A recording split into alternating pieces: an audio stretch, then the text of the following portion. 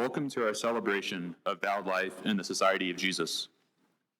Today is a unique day as we celebrate our brothers professing first vows, Sergio Gómez, Valentin Lobatos, and José Antonio Peralta-Salazar. We invite you to join us in prayer and thanksgiving for their generosity and courage.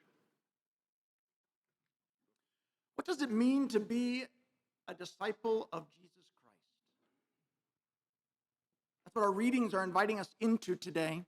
This understanding of what it means to follow and give our lives in service to another.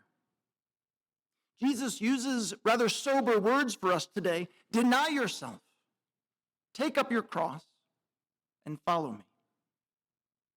St. Ignatius of Loyola puts a different framework on it, the same ultimate end, but to say that discipleship is about an intimate, active relationship with Jesus Christ, in which we're invited to know, love, and follow.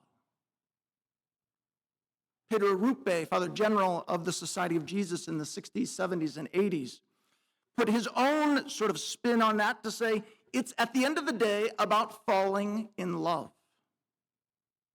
You have a chance after Mass in the Fortune Plaza outside of our church. There are some holy spots just across the plaza that has a famous quote from Pedro Rupe that highlights the process of falling in love.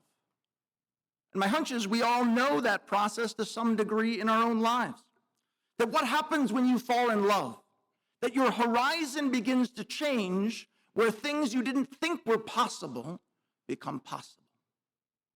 And you get drawn to a bigger horizon that's no longer yours to control or contain. And that there's something that stirs in you, a freedom to focus less on yourself and more upon the beloved. That's at the heart of what Jesus is inviting us into today. That it's this process of losing ourselves, as Matthew's gospel highlights for us today, so that we might find our true selves. And we might find our true selves in relationship to the truth of Jesus Christ.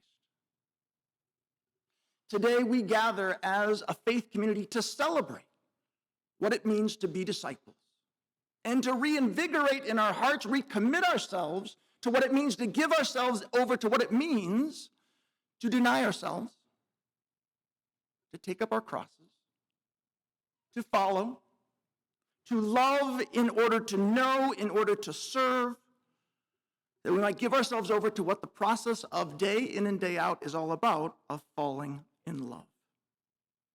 And this brings me back to love. That at the end of the day, this is a process about trying to make us see in our hearts the capacity to love in a fuller kind of way, a more complete kind of way. I had the privilege of accompanying Sergio, Valentin, and José Antonio in their novitiate experience over the past 2 years. And I got a front row seat to see the ways in which they gave themselves day in and day out to the process. Their hearts began to expand. Their horizons began to broaden. Their generosity began to deepen. Ask them the stories of their experiences in the novitiate. That it was in the context of middle school kids at Loyola Academy and St. Martin's RC School in Belize, in which their hearts began to see a love present there that they couldn't turn away from. That they found themselves in the context of a high school community, of San Ignacio Loyola and SLU High. And in that space, seeing God wanting to do great things, and how easy, as we hear in that first reading, the temptation to say, I'm too young and to live in fear has to be dispelled. And in that space, new life breaking forth. And in the context of university and academia, entering into a community, Centro Universitario Católico, in which you found the process of seeing that God desired to use the whole person, body, mind, and soul, to give glory and to reveal God's kingdom. And where the heart tends to play the most, in the process of accompanying families and elders as they find themselves gripped entrapped in spaces of poverty and injustice through the Del Camino Project and St. Martin's Parish Outreach. In all of these places, Sergio, Valentin, and José Antonio began to see the way God's love works in the world, and through that, see in them the capacity to give themselves over to the process. In just a little bit, after we prepare the Eucharistic table, we'll have a moment in which the three will come forward, kneeling before the Eucharist, presenting to God their hearts, desiring to be the disciples, giving themselves over fully to what it means to be companions of Jesus. And in such a unique celebration, we will hold up that body and blood of Christ, presenting to them the truth of who they are. And in them, in that moment, they offer themselves as poor, chaste, and obedient. So we give thanks for that. We see in that the courage in our own lives to give ourselves more fully into what it means to be a disciple. My friends, at the conclusion of their vow formula, you will hear them say, just as you give me the grace to desire and offer this, so you will bestow on me the abundant grace to fulfill it. That is what we trust in.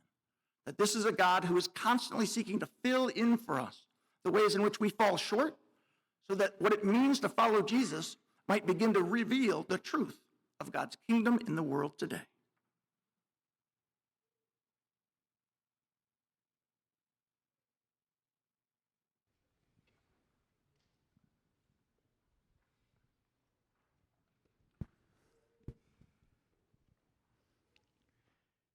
Dios Todopoderoso y Eterno, yo, Sergio Francisco Javier Gómez, aunque indigno de presentarme ante ti, confiado en tu amor infinito e impulsado por el deseo de servirte, en presencia de María la Virgen y de nuestros hermanos los santos, te prometo con voto, pobreza, castidad y obediencia perpetuas en la compañía de Jesús.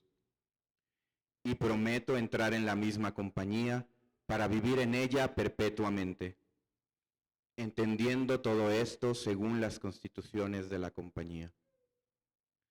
Te pido con humildad, por la sangre de Jesucristo, que te dignes acoger con agrado este sacrificio, y como me has ayudado a desearlo y ofrecértelo, ayúdame a cumplirlo con la abundancia de tu gracia.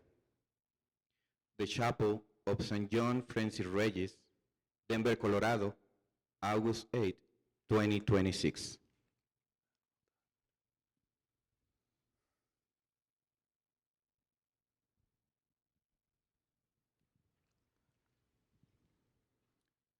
Almighty and eternal God, I, Valentin Gabriel Lobatos, though altogether most unworthy in your divine sight, yet relying on your infinite goodness and mercy, and moved with the desire of serving you, in the presence of the most holy Virgin Mary and your whole heavenly court, vow to your divine majesty, perpetual poverty, chastity, and obedience in the society of Jesus. And I promise that I shall enter that same society in order to lead my entire life in it, understanding all things according to its constitutions. Therefore, I suppliantly beg your immense goodness and clemency, through the blood of Jesus Christ, to deign to receive this holocaust in an odor of sweetness, and that just as you gave me the grace to desire and offer this, so you will also bestow abundant grace to fulfill it. The Chapel of St. John Francis Regis, Denver, Colorado, August 8, 2026.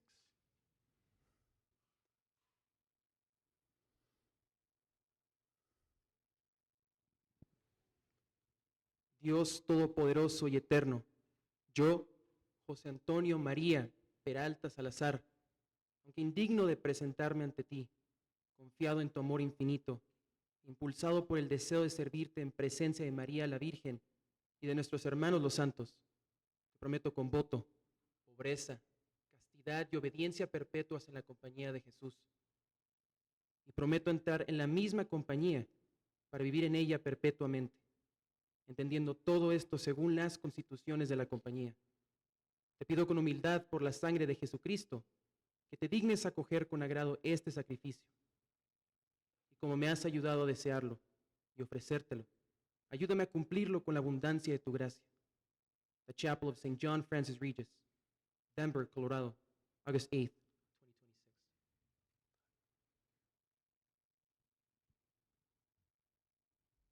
When a Jesuit novice pronounces perpetual vows of poverty, chastity, and obedience at the end of his 2-year novitiate, he receives a crucifix that belonged to a Jesuit who has died.